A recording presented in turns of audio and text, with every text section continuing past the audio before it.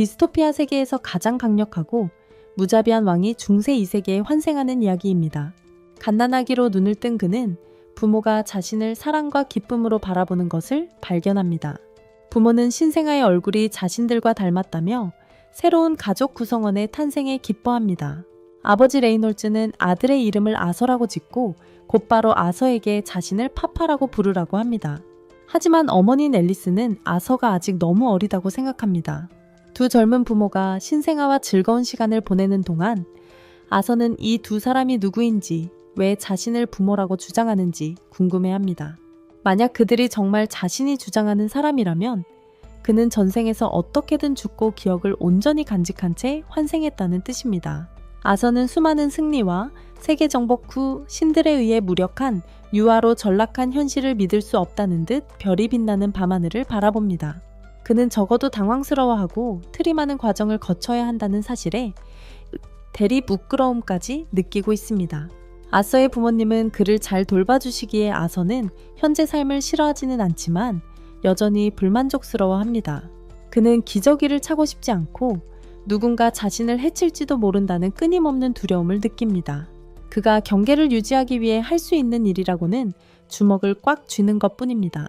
아서의 아버지는 이를 알아채고 아들의 손아래에 자신의 손가락을 넣어 아내에게 아들이 자신을 얼마나 사랑하는지 보여줍니다. 아서는 움직이려고 애쓰다 너무 세게 힘을 주는 바람에 변을 싸고 말았고 이제 어머니가 그를 닦아줘야 합니다. 창피함에 아서는 울고 싶어집니다. 그는 이 귀한 꿈이 끝나기를 바라지만 불행히도 이것은 그가 앞으로 직면해야 할 냉혹한 현실입니다. 그건 그렇고 아서가 더 이상한 것을 목격합니다. 아버지는 마법을 부리고 그것으로 힘을 키웁니다. 어머니 또한 마법을 가지고 아버지를 치유하는데 아서는 전생에는 몰랐던 힘인 마법이 어떻게 작용하는지 궁금해합니다. 그는 마법에 진심으로 매료되어 더 보고 싶어합니다. 보고 싶어합니다. 그러기 위해서는 먼저 성장해야 함을 깨닫습니다. 한편 아버지는 숲에 들어가 강화 마법으로 짐승을 제압합니다. 곧 그의 친구들이 놀러 옵니다. 말씀드리자면 그들은 후반부 이야기에서 중요한 역할을 할 것입니다. 할 일이 없어진 아서는 주변을 살피며 가능한 한 많은 지식을 흡수한다. 어디서나 지식이 힘이니까. 사냥을 마치고 돌아온 레이놀즈를 보며 아서는 모든 개인이 무기를 소지할 수 있는 사회에 와 있는 건 아닌지 의문을 품는다. 만약 그렇다면 외부에 그만큼의 위험이 존재한다는 뜻이다. 아서는 이 세계에 적응하기 위해 가능한 한 빨리 힘을 얻는 것이 합리적이라고 생각한다. 아서는 많은 질문이 있지만 아직 물어볼 수 없다. 하지만 모든 답답함에도 불구하고 그는 부모님과 소중하고 값진 시간을 보낼 수 있다는 사실에 행복을 느낀다. 전생에서 아서는 적들이 매일 밤 암살을 시도했기에 편히 잠잘 자유조차 없었다. 드디어 평화를 누리게 된 그는 새로운 삶에 익숙해져 갑니다. 며칠, 몇 주, 어쩌면 몇 달 후 그는 기어다니는 법을 배우고 얼마나 잘생겼는지 보기 위해 재빨리 거울로 향합니다. 기어다니는 것에 익숙해지고 팔다리를 자유자재로 움직일 수 있게 된 아서는 부모님이 없을 때 몰래 침대에서 나와 도서관으로 향합니다. 거기서 그는 이 세상에 대해 더 알고 싶어 책을 집어들고 자신이 태어난 대륙의 이름이 디키탄이라는 것을 알게 됩니다. 디키탄에는 드워프들이 사는 다르브 왕국, 숲속 깊은 곳에서 엘프들이 다스리는 엘레누아르 왕국, 그리고 마지막으로 아서를 포함한 인간들이 사는 사핀 왕국, 세 개의 왕국이 있습니다. 아서의 나라는 군주제이지만 왕위는 상속됩니다. 이전 세계처럼 누구든 전림국왕을 죽여 왕위를 찬탈할 수 있는 곳과는 다릅니다. 이 세계에 대한 기본적인 정보를 수집한 후 아서는 마법에 관한 책을 찾아 매우 귀여운 모습으로 선반에서 책을 꺼냅니다. 책을 선반에서 꺼낸 아서가 이전 삶이 지금보다 얼마나 더 발전되었는지 회상하기 시작합니다. 그가 선반에서 꺼낸 책은 그 이유를 이해하게 해줄 것이었습니다. 그는 마법, 이 세계 사람들이 만화라고 부르는 것을 배우려고 합니다. 이는 대대로 전해 내려오는 것이며 100명 중 1명에게서만 볼 수 있습니다. 게다가 세상에는 만화의 형태가 두 가지뿐인데 하나는 만화로 신체 능력을 강화하는 증폭이고 다른 하나는 만화를 투사하여 마법사가 원하는 대로 조종하는 소환입니다. 이를 읽으면서 그는 어머니의 능력을 떠올립니다. 분명히 어머니는 소환사입니다. 만화를 가진 모든 사람은 만화 코어를 가지고 있으며 대부분의 마법사들은 사춘기 초기에 이것을 활용합니다. 그리고 이를 잘 활용하고 숙달하면 마법사가 될 수 있습니다. 이를 읽은 아서는 자신이 매우 잘 알고 있는 개념인 카이와 비슷하다고 생각합니다. 하지만 그는 쿵푸를 배우고 싶어하는 자신에게 그 지식이 무기가 될지 회의적이었다. 그때 그는 내면의 깨달음을 얻으려는 순간 어머니인 앨리스가 그를 방해해야 한다. 그녀는 그를 꼭 껴안고 자세히 살핀다. 처음에는 자신의 속임수가 들킨 줄 알았지만 곧 그가 변을 봤다는 것을 알게 된다. 사실이었다. 앨리스가 기저귀를 갉는 동안 악취 속에서 아서의 몸은 점점 감옥처럼 느껴지며 그는 절망한다. 그는 더 강해지겠다고 다짐한다. 나중에 앨리스는 아서의 삶을 기록하며 이 세상에서 그가 얼마나 발전했는지에 대해 매우 만족해한다. 하지만 그가 한 번도 그들에게 미소 짓지 않았다는 사실에 걱정한다. 내가 생각해낸 이 일이 그녀를 슬프게 해. 그는 창밖을 내다보며 아서에게 검사용법을 가르치는 남편 레이를 발견한다. 아서의 발전 상황을 알리려고 그는 매우 기뻐하지만 아내는 어린 아들에게 매우 위험한 기술을 가르친 것에 대해 그에게 화가 난다. 미안해 친구. 여자들은 이해하기 어려워. 그녀는 아서가 검 사용법을 배우기에는 너무 어리다고 생각하며 남편을 크게 꾸짖는다. 한편 아서는 그들을 자세히 관찰하며 자신이 사는 세상이 여자들이 지배할 수도 있다고 생각하기 시작하지만 그들의 모습을 통해 결혼 생활의 구조를 이해하는 틀로 삼는다. 그날 후에 앨리스는 아서를 시장에 데려가고 아서는 보는 모든 것에 매우 기뻐한다. 그가 눈으로 보는 모든 물건 하나하나가 배우는 교훈처럼 느껴지는 것 같아요. 이제 아이들이 마치 그곳을 아는 것처럼 둘러보는 이유를 알겠어요. 특히 전에는 없었던 물건들을 볼 때 더욱 그래요. 심지어 마법을 가까이서 관찰할 기회까지 얻었는데 매우 유익했다고 생각했어요. 돌아오는 길에 그는 점점 잠이 들어요. 하지만 그 전에 가족들이 자신에게 얼마나 큰 도움을 주었는지 생각해봐요. 드디어 집에 도착하고 앨리스는 그를 방으로 데려가요. 가는 길에 앨리스는 그가 몰래 일어나 책을 읽는 모습이나 시장에 갔을 때 그의 호기심 많은 모습을 볼 때마다 얼마나 행복한지 이야기해요. 그의 아버지에게서 그런 성품들을 물려받았다고 생각하는 거죠. 아버지랑 똑같다고요. 그래서 그는 세상을 돌아다니게 될지도 모른다는 결론을 내리지만 더 평화로운 삶을 살기를 바랍니다. 그날 저녁 아서가 아버지의 마술을 보고는 가까이서 배울 수 있는 사람이 있다는 생각에 흥분합니다. 아버지가 땅에서 몇 개의 돌을 들어 올리는 것을 보고 마음을 바꿉니다. 엄청 실망하기 전에 앨리스가 나타납니다. 레이는 이제 시작일 뿐이라며 더욱 자세히 지켜보라고 다독입니다. 그 순간 레이는 마법의 힘을 증폭시켜 고급 기술을 선보입니다. 아서가 아버지의 행동을 보고 아버지가 증강자라는 것을 바로 알아챕니다. 자신도 묘기를 부리고 싶어 흥분하지만 엄마가 재우러 오면서 상상은 깨집니다. 엄마가 방으로 데려가는 도중 선반 위 책을 발견하고는 책을 읽고 싶다며 큰 소리로 울며 엄마에게 손짓합니다. 잠시 귀여운 표정을 짓자 엄마는 어쩔 수 없이 책을 잠시 읽게 해줍니다. 이게 어떻게 작동하는지 아시는 분 계세요? 책을 읽으면서 자신만의 모노코어를 만들기 위해 얻은 모든 지식을 떠올립니다. 몸의 여러 곳에서 한 곳으로 만화를 모으기 시작합니다. 한참 동안 그러던 중 부모님은 아서가 잠들었을 거라 생각했지만 집 안에서 큰 폭발음이 터져 나옵니다. 이런 일이 벌어지자 레이는 재빨리 아내를 보호하려다 등의 화상을 입습니다. 앨리스의 안전을 확인한 후 두 사람은 아서를 집에 두고 온 것을 떠올립니다. 서둘러 집으로 달려간 그들은 레이가 공중에 떠 있는 것을 보고 깜짝 놀랍니다. 그들은 그 광경에 어리둥절하여 그저 레이가 땅으로 내려오는 것을 지켜볼 뿐입니다. 그 순간 지붕이 무너지기 시작합니다. 아직 어린아이였던 아서는 제때 피하지 못했지만 부모는 재빨리 아서를 보호하여 그가 저승과 재회하는 것을 막았습니다. 곧 그들은 모두 눈물을 터뜨렸고 아서는 앨리스와 레이가 자신을 지키기 위해 최선을 다할 것이라는 것을 깨달았습니다. 과거의 삶에서는 결코 얻지 못했던 안정감이었습니다. 그레이 왕으로 알려졌던 아서의 과거를 엿볼 수 있습니다. 당시 왕실 시종이 그를 암살하려다 발각되었습니다. 법에 따라 그 남자는 아무런 질문 없이 처형되어야 했습니다. 하지만 왕의 측근들은 그를 그의 가족과 함께 고향으로 추방하기로 결정했습니다. 그곳에서 죽음보다 훨씬 더한 운명이 그들을 기다리고 있다는 것을 잘 알고 있던 암살자는 절박하고 공포에 질려 그레이에게 그의 가족을 살려달라고 애원했습니다. 하지만 그레이는 자비를 보이지 않고 그의 눈앞에서 그 남자의 아내와 딸을 죽였습니다. 복수심 때문이 아니라 자비의 행위였습니다. 그가 얼마나 냉혹한 인물이었는지를 보여주는 소름 돋는 장면입니다. 순진해 보이는 이 아서가 한때 그토록 냉혹한 결단력으로 통치했던 사람이었다는 사실이 믿기지 않을 정도입니다.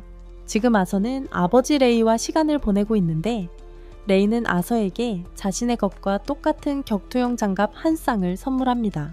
하지만 아서는 그것을 거절하고 대신 자신의 나무 칼을 고집합니다. 자신의 체격으로는 장갑을 착용하면 사정거리가 너무 짧아져 불리해진다고 생각하기 때문입니다. 계속하기 전에 제 두 번째 채널에서는 정말 특별한 일이 벌어지고 있습니다. 첨단 AI를 사용하여 최고의 애니메이션 명장면을 실제 4K 60fps로 재현하고 있습니다. 단순한 업스케일링이 아닙니다. 제 PC가 24시간 쉬지 않고 작동하여 모든 프레임을 완벽한 디테일로 만들어내는 수작업 과정입니다. 이런 애니메이션은 본 적이 없을 겁니다. 다른 곳에서는 찾아볼 수 없을 정도로, 아니 어쩌면 불가능할 정도의 품질입니다. 직접 경험해 보시라고 링컨이 댓글을 고정했습니다. 레이는 반박하거나 고집하지 않았습니다. 대신 미소 지으며 평소처럼 검술 연습을 시작했습니다. 하지만 오늘은 달랐습니다. 중간에 아서가 검의 만화를 주입하는 법을 익혔다고 밝히며 그 갑작스러운 공개와 함께 레이의 무기를 완전히 무력화시켰습니다. 레이는 인생 처음으로 아서에게 패배하며 아들의 급속한 성장에 경악하고 말문이 막히고 완전히 당황했습니다. 후에 저녁 식사 자리에서 레이는 아서의 발전을 방해하지 않기 위해 제대로 된 사범을 구해주기로 결심했습니다. 아서의 어머니인 알리스는 이 결정에 반대합니다. 아서가 강사를 구하게 되면 4살 어린 나이에 산비탈에 있는 집을 떠나 혼자 도시로 가야 하기 때문입니다. 레이는 여전히 주장하며 아서는 이제 마법으로 무엇이든 향상시킬 수 있고 그것은 아서의 미래를 위한 것이라고 알리스에게 말합니다. 두 부모는 이 문제로 옥신각신하며 식탁에서 큰 소리로 다투게 됩니다. 그래서 아서는 서로에게 이익이 되는 간단한 해결책을 제시하며 부모님 두 분 모두 자신과 함께 도시로 가자고 제안합니다. 이렇게 하면 레이는 아서가 제대로 된 선생님에게 훈련받을 수 있고 알리스는 항상 어린 아들 곁에 있을 수 있습니다. 아서의 부모는 즉시 동의하고 도시로 이사갈 준비를 시작합니다. 얼마 지나지 않아 레이의 친구들, 2개의 뿔이라는 모험가 파티가 아서와 그의 가족을 도시로 호송하기 위해 직접 찾아옵니다. 아서는 그들에게 그리고 그들의 리더인 아담에게 자신을 소개합니다. 아담은 과거에 아서를 만난 적이 있다고 말하지만 아서 같은 아이는 기억하지 못할 것이라고 생각합니다. 하지만 아서는 모든 것을 아주 또렷하게 기억하고 있습니다. 그가 집 전체를 날려버렸던 때였죠. 그때 양뿔 2사람이 와서 집을 다시 지어주었고 아서는 그들의 대화를 모두 엿들어 부모님이 정착하기 전에 양뿔의 일원이었다는 것을 알게 되었습니다. 어쨌든 아담이 아서와 이야기를 마치자 안젤라가 다가와 아서를 꽉 껴안아 숨을 쉴 수 없을 정도였습니다. 그룹의 든든한 버팀목인 더드는 아이의 괴로움을 알아채고 안젤라에게서 아서를 떼어놓았습니다. 바로 그때 아서는 마차 위에서 자신을 바라보는 젊은 여성을 발견했습니다. 그녀는 제스민이었고 그리 친절해 보이지는 않았으며 멀리서 아서를 조용히 지켜보았습니다. 아서가 그녀의 눈에 빠져들 무렵 헬렌이 다가와 그의 손을 잡고 자신과 제스민을 소개했습니다.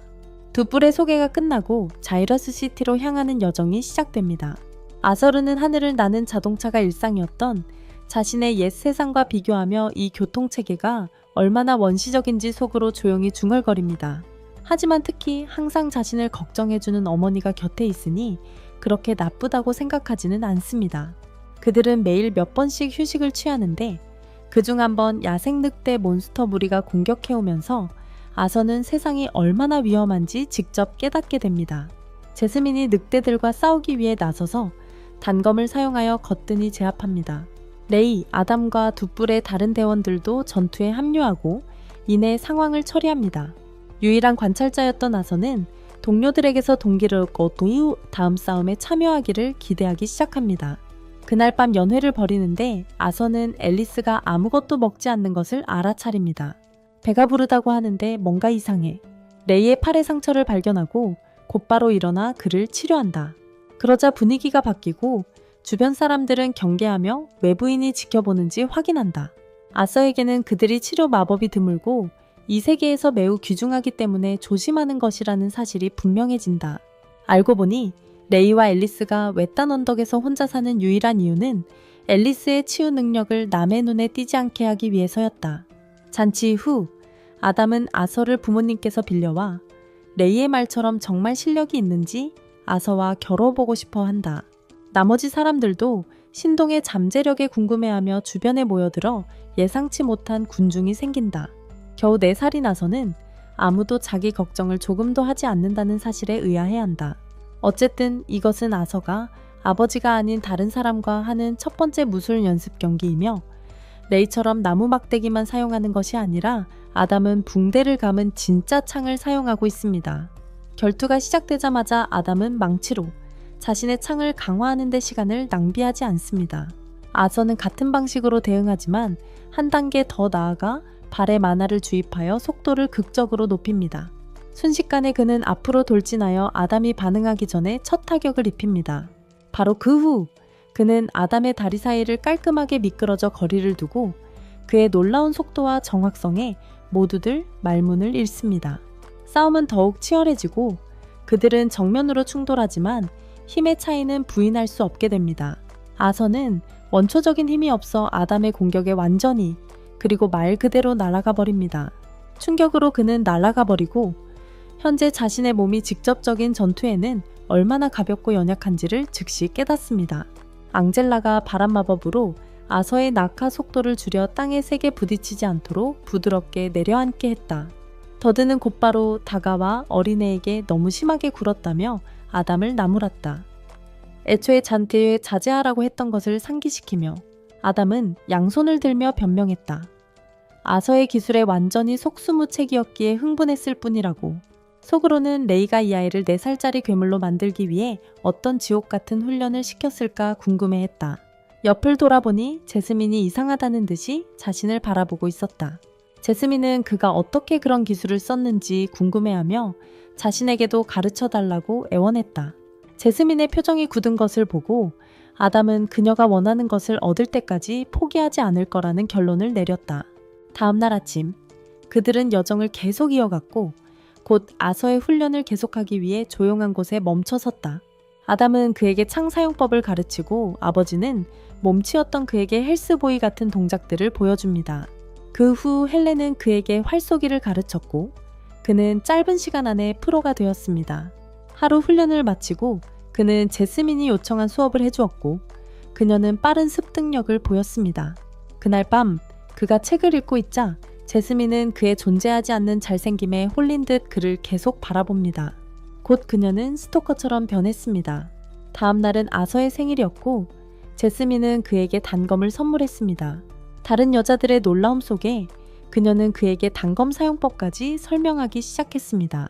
아이들의 장난에 질리고 홀로 고독한 시간을 보내던 아담은 이제 출발해야 한다고 말하려는 찰나 어머니인 앨리스가 그를 불렀습니다. 그는 그녀가 몸이 좋지 않다는 것을 알게 됩니다.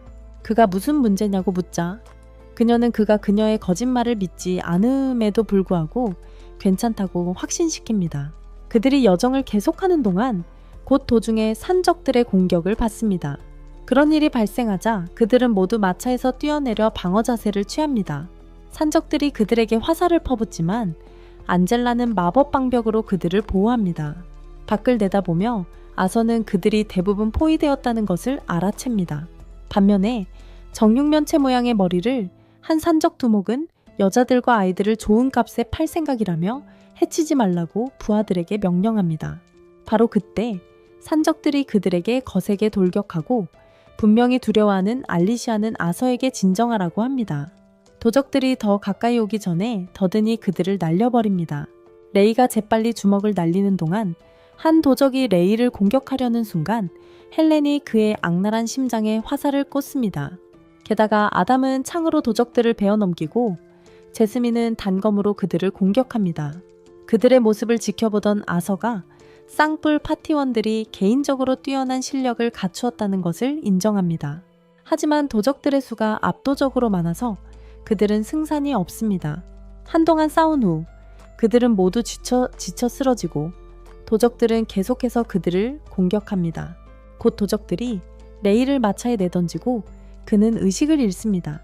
이로 인해 추악한 도적 두목이 앨리스와 아서에게 접근할 수 있게 됩니다.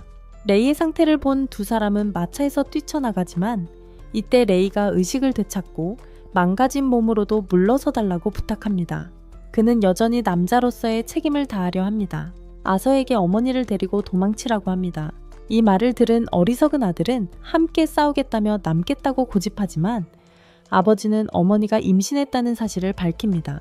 이로써 그는 그동안 어머니가 아파 보였던 이유에 대한 의문을 풀게 됩니다. 한편 레이는 아서에게 즉시 떠나라고 부탁하며 아서가 어머니와 태어나지 않은 동생을 지켜줄 것이라고 믿는다고 말합니다. 아서는 서둘러 알리시아를 잡고 그녀와 함께 도망칩니다. 화가 난 거구의 산적 두목은 부하들에게 그들을 막으라고 명령합니다. 하지만 아서와 알리시아가 붙잡힐 것 같던 순간 레이가 그들에게 달려듭니다. 아담과 제스민은 도망칠 길을 만들어주기 위해 산적들에게 칼을 던집니다. 곧 파티원들은 모두 손을 맞잡고 아서와 알리시아의 탈출을 돕고 그들은 산적들과 맞서 싸웁니다. 도망치는 동안 아서는 한때 많은 영혼을 훔쳤던 자신이 이제 자신의 영혼을 빼앗길까 두려워하는 존재가 된 것을 회상합니다. 그 생각만으로도 그는 분노합니다. 하지만 그의 작은 발은 할 수 있는 일이라고는 필사적으로 도망치는 것뿐입니다. 한참을 도망친 후 아서는 산에서 날아오는 공격을 감지하고 위를 올려다보니 수상한 남자가 마법으로 그들을 공격하려는 것을 봅니다. 그는 즉시 어머니를 밀치고 그 과정에서 마법에 맞아 균형을 잃고 산에서 떨어집니다. 저승으로 향하는 길, 그는 혼자가 아니기를 간절히 바랍니다. 자스민이 준 끈 달린 단검을 이용해 적에게 던집니다. 단검이 적의 다리에 걸리면서 산꼭대기에서 끌어내립니다. 한편 듀어딘과 안젤라는 마법으로 아서를 구하려 하지만 아서가 너무 멀리 떨어져 있어 땅에 떨어지기 전에 도착하지 못합니다. 땅으로 떨어지면서 아서는 자신의 삶을 되돌아봅니다. 어머니는 산꼭대기에서 손을 뻗어 아서를 붙잡으려 합니다. 아들을 잃을까봐 눈물을 흘리는 어머니와 달리 아서는 자신의 목숨을 바쳐 가족을 지켰다는 성취감에 젖어 있습니다. 하지만 바라던 대로 형이 되지 못한다는 슬픔도 느낍니다. 놀랍게도 아서는 추락에서 살아남아 거대하고 사나운 괴물 앞에서 눈을 띱니다. 이로 인해 그는 엄청나게 무서워합니다. 계속하기 전에 제 두 번째 채널에서는 정말 특별한 일이 벌어지고 있습니다. 첨단 AI를 사용하여 최고의 애니메이션 명장면을 실제 4K 60fps로 재현하고 있습니다. 단순한 업스케일링이 아닌 제 PC가 24시간 쉬지 않고 작동하여 모든 프레임을 완벽한 디테일로 표현하는 수작업 과정입니다. 이런 애니메이션은 본 적이 없을 겁니다. 다른 곳에서는 찾아볼 수 없을 정도로 어쩌면 불가능할 정도의 품질입니다. 직접 경험해 보시려면 링컨이 고정한 댓글을 확인하세요. 괴물의 모습에 아서가 완전히 겁에 질려 말을 잇지 못합니다. 아서가 괴물이 자신을 여기로 유인했다고 의심하며 공격하려 하지만 그녀는 손가락 하나 까딱하는 동작으로 그를 가볍게 밀쳐냅니다. 그녀는 자신이 아서의 적이 아니라고 안심시키며 일어서서 스스로 기른 신비로운 식물에서 마법의 열매를 따서 아서에게 먹입니다. 아서의 상처 치료에 필요한 음식과 영양분을 공급하려는 것입니다. 아서는 무시무시한 괴물이 자신에게 마치 다정한 어머니처럼 대해주는 것이 믿기지 않습니다. 그녀의 의도를 의심하지만 상처 때문에 움직일 수 없을 정도로 고통스러워 걷잡을 수 없이 울음을 터뜨립니다. 괴물 여자는 아서의 모든 질문에 답해주겠다고 약속합니다. 아서는 그 기회를 잡고 음식을 먹습니다. 조건이 충족되자 아서는 부모님의 안전을 묻고 그녀는 자신은 동굴을 나갈 수 없지만 공간인식 능력으로 아서의 가족이 며칠 전 산적들을 모두 물리치고 이곳을 떠났음을 확인했다고 말합니다. 아서는 엄마, 아빠, 그리고 곧 태어날 여동생이 무사하다는 말에 안도하며 목숨을 구해준 괴물 여자에게 감사를 표합니다. 그녀를 뭐라고 불러야 할지 그도 우리도 모릅니다.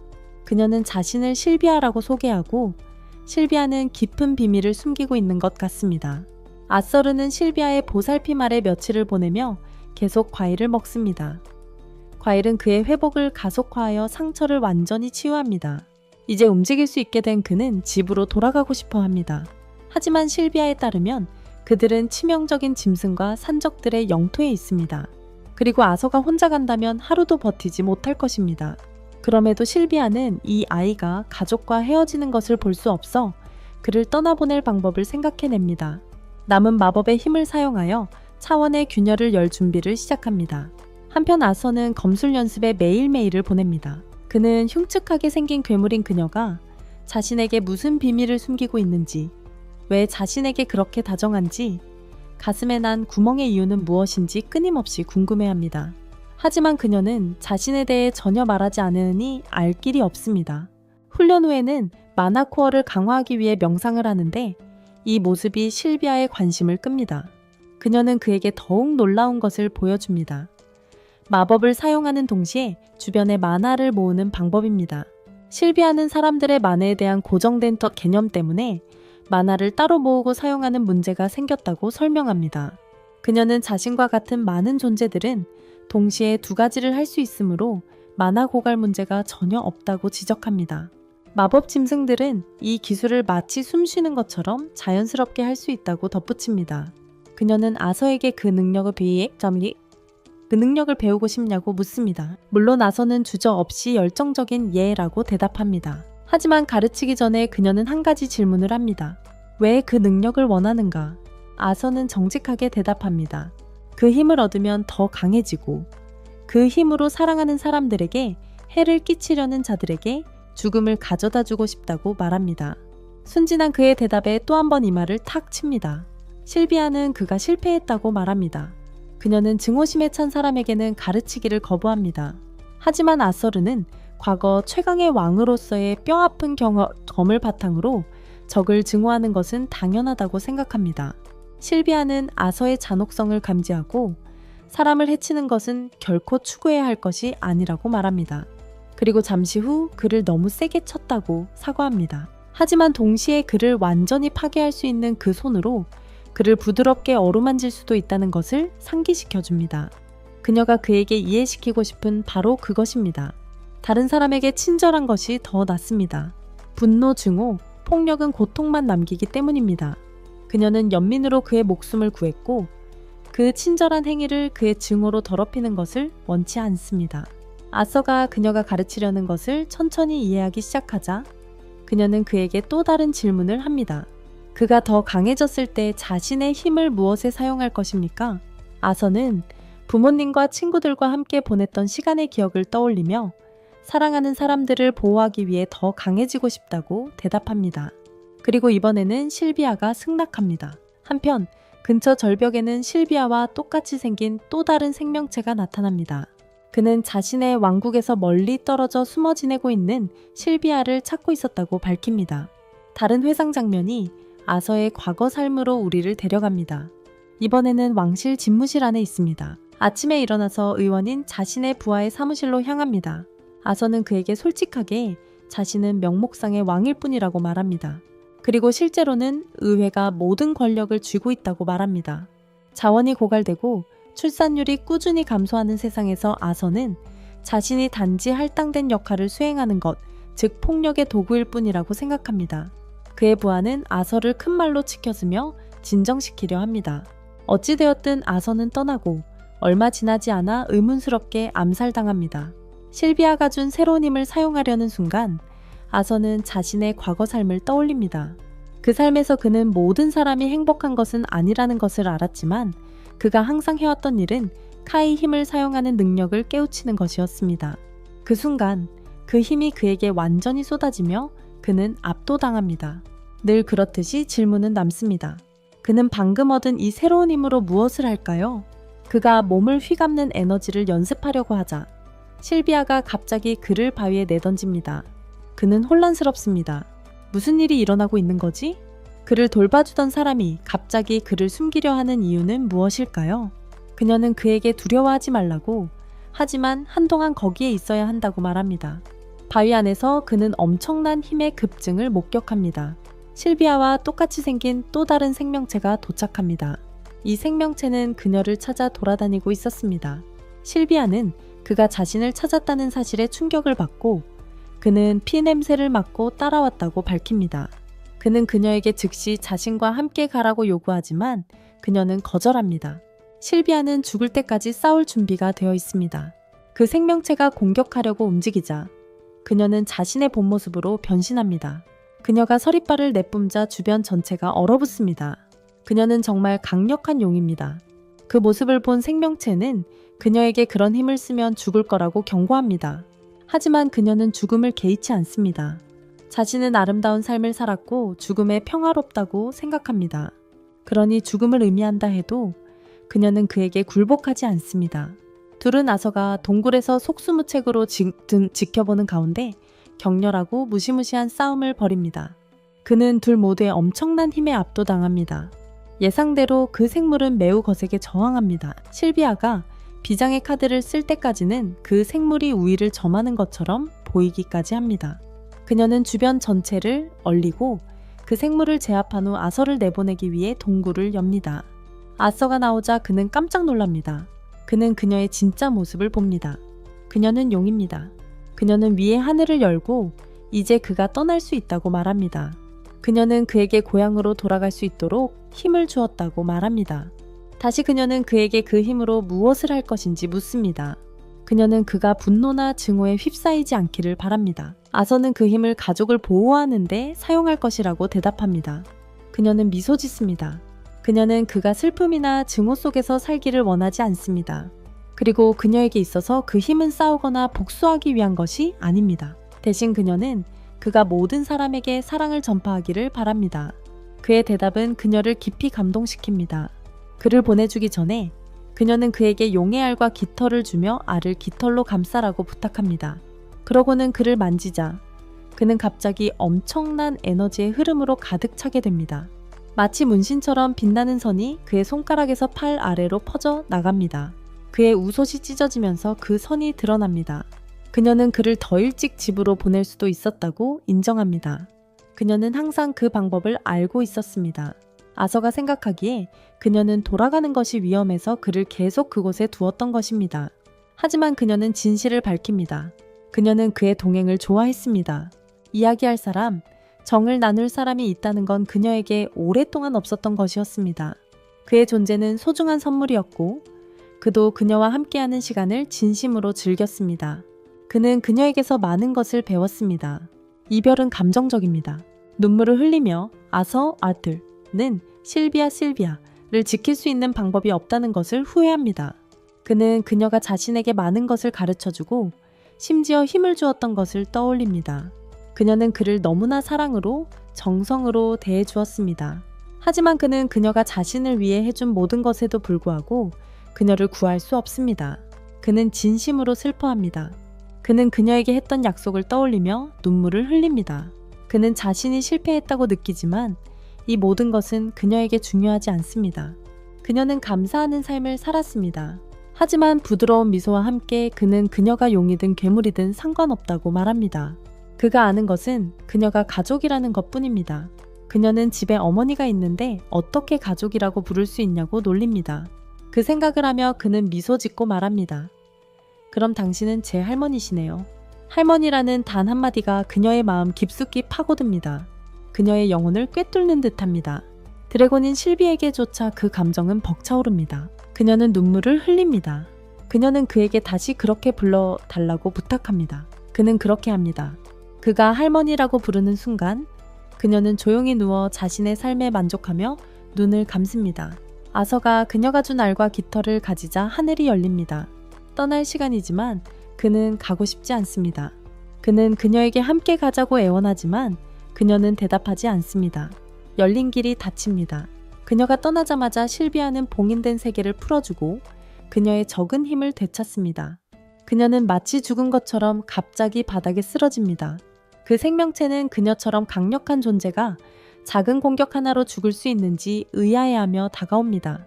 그것은 더 가까이 다가가 이해하려 하지만 실비아는 단지 죽은 척 했을 뿐이었습니다. 그가 가까이 다가오자 그녀는 눈을 뜨고 엄청난 만화를 방출하는데 그 누구도 살아남을 수 없을 만큼 강력했다. 동굴 전체가 흔들리고 폭발의 여파는 지표면까지 미쳤다. 한편 아서는 눈물을 흘리며 집으로 향하는 여정을 계속한다. 그녀의 목소리가 하늘에 울려 퍼진다. 그녀는 그에게 그들과 나누었던 대화들을 잊지 말라고 일깨워준다. 슬픔은 당연한 것이라고 알면서도 그 슬픔 속에서도 미소 지을 것을 간청한다. 슬픔 때문에 맞서 싸우거나 복수하려고 해서는 안 된다고. 하지만 그는 그럴 능력이 없다고 생각한다.